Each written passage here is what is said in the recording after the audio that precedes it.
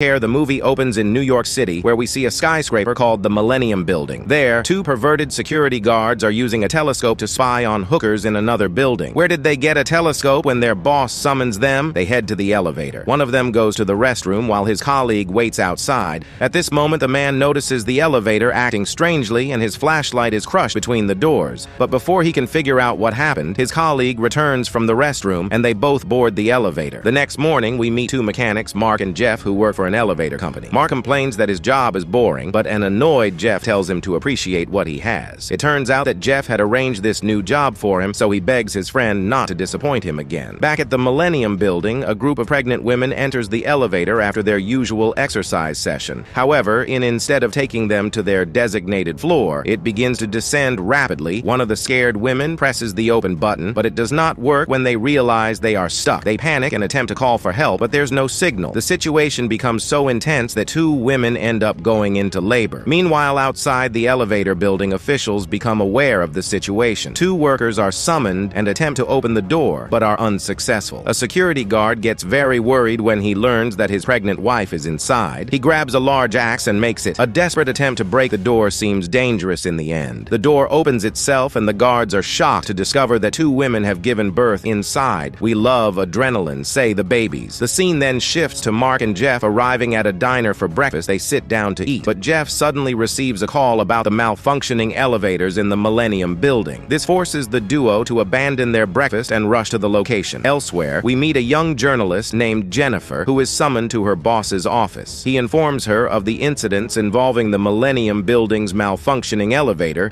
He then orders her to go there right away and cover the story before their competitors. This is hot stuff. Shortly after Jennifer arrives at the building and sees many women being taken into an ambulance, she attempts to interview them, but the medical staff escorts them away. Meanwhile, Mark and Jeff also arrive at the building and meet with a building staff member. The guy leads them to the engine room while explaining the earlier incident. He also talks about Jeff's former colleague, Kowalski, who had committed the unthinkable elevator maintenance. Really is boring, but this only annoys Jeff, and he asks the guy to leave the duo, then gets to work and starts checking every piece of machinery in the engine room. But even after hours of inspection, they fail to find anything wrong. Somewhere in the building, a blind man and his dog are seen leaving a salon. He boards an elevator but quickly realizes that the buttons are not working properly. This forces him to leave and take another elevator instead, but as soon as he opens the door, we see that there is nothing to step on except a vast abyss. His dog barks several times to warn him, but the man does not understand what else could the barks mean. Tragically, he falls into the elevator shaft, pulling his dog, who did not deserve this, along with him in the evening. Mark goes to see his girlfriend at her house. The couple had a fight last night, so he has brought her flowers to apologize. But to his surprise, he discovers her sleeping with another man, breaking his heart. "I'm keeping these flowers." Meanwhile, two security guards in the Millennium Building are notified that the elevators are acting strangely again. Upon investigating, they discover an elevator door that opens and closes on its own. One guard peeks inside and finds the dog hanging from a rope in the shaft. Let's blur that out before he can report the situation. The door closes unexpectedly, trapping his head between them. He urges his partner to do something, but the elevator begins to descend. As a result, he is brutally decapitated, leaving his partner horrified. Afterward, Mark returns to the building, and Jennifer follows him into the bathroom. She inquires about the elevators for her news story, but Mark dismisses her, claiming that everything is fine when she persists. He sarcastically remarks that elevators enjoy killing people, and that 1 out of every 10 people who enter them might die. Jennifer isn't satisfied with his answer and continues to follow him, but the security guards restrain her later. Jeff and Mark meet with the building's manager Milligan and other executives. They inquire about the inspection, and Jeff explains that they ran a thorough check but found no flaws. Mark then suggests they seal off the elevator for a few days so that they can conduct further investigation. However, Milligan claims it's not feasible as they will suffer significant financial losses. Jeff also agrees with them and ensures that the elevator is completely safe. "Why don't you get in it, Jeff?" The following morning, when Mark comes to work, he is shocked to learn that Jennifer has published his face in the newspaper. She has also written about his statement that elevators are dangerous. His boss, Mitchell, summons him to his office and confronts him about his statement. Mark apologizes, claiming that he was just joking. He didn't expect her to write about it. However, Mitchell reveals that because of the news, police are now seeing Mark as a suspect. They're referring to him as Darth Elevator. Later, Mark notices Jeff arguing with a man dressed in a lab coat. Upon asking his colleague, he discovers that the man is Dr. Steinberg, who designs the electronic components of their elevator. Mark Mark then inquires about Jeff's former colleague Kowalski and learns that he committed the unthinkable by setting himself and his car on fire. Elevator repair is really boring. Meanwhile, we see two guys skateboarding into the Millennium Building's garage. Moments later, one of them collides with a car and gets injured. He sits on the floor for a while, but suddenly the elevator door behind him opens and sucks him inside.